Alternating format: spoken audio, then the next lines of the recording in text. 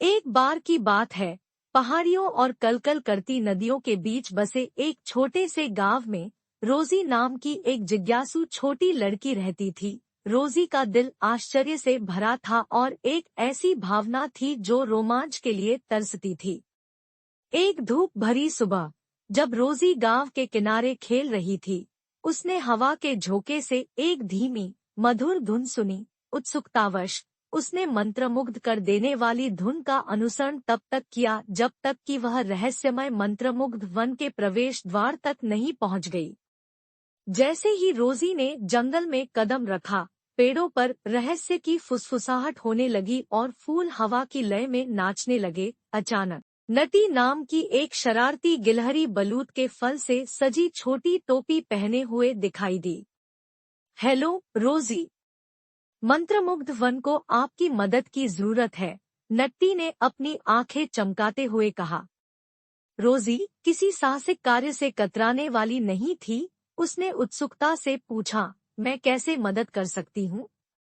नटी ने बताया कि मंत्रमुग्ध वन अपने रंग खो रहा था क्योंकि रंग के जादुई संरक्षक इंद्रधनुष तितलियां गायब थी। उनके बिना कभी जीवंत रहने वाला जंगल नीरस होता जा रहा था।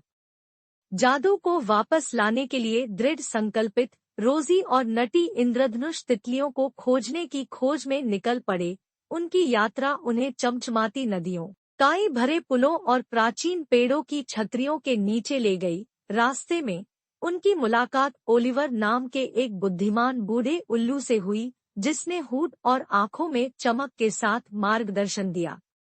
जैसे ही रोजी और नट्टी जंगल में गहराई तक गए, उन्हें ऐसी चुनौतियों का सामना करना पड़ा जिन्होंने उनकी बहादुरी और दयालुता की परीक्षा ली। उन्होंने एक डरपोक खरगोश को घर जाने में मदद की, एक मिलनसार लोमड़ी के साथ अपना नाश्ता साझा किया और यहाँ तक कि एक क्रोधी ट्रोल को मजेदार चुटकुले सुनाकर उन्हें जाने देने के लिए मना लिया। अंत में मंत्रमुग्ध वन के केंद्र में रोजी और नटी ने एक नाजुक मकड़ी के जाल में फंसी इंद्रधनुष तितलियों की खोज की। कोमल हाथों और दयालु शब्दों से रोजी ने उन्हें आजाद कर दिया।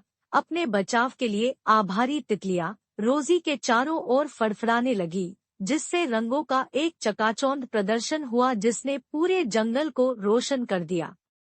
जैसे ही मंत्रमुग्ध वन में रंग लौट आए, एक समय उदास रहने वाले पेड़ खुशी से हंसने लगे और फूल कृतज्ञता के साथ खिल उठे। रोजी, नट्टी और रेनबो तितलियों ने जश्न में एक साथ नृत्य किया। रोजी की बहादुरी की खबर पूरे मंत्रमुग्ध वन में फैल गई और प्राणियों ने उसे मानद गार्जियन ऑफ वंडर का ताज पहनाया। हर साल रोजी के साहसिक कार्य की सालगिरह पर इंद्रधनुष तितलियां आकाश में इंद्रधनुष रंगने के लिए गांव लौट आती है और सभी को उस जादू की याद दिलाती है जो दयालुता, बहादुरी और साहस की भावना में मौजूद है। और इसलिए रोजी और मंत्रमुग्ध वन की कहानी गांव में एक पसंदीदा कहानी बन गई, जिसने बच्चों की पीढ़ियों को जिज्ञासा को अपनाने, दूसरों के प्रति दयालु होने और उनके दिलों में रहने वाले जादू पर विश्वास करने के लिए प्रेरित किया।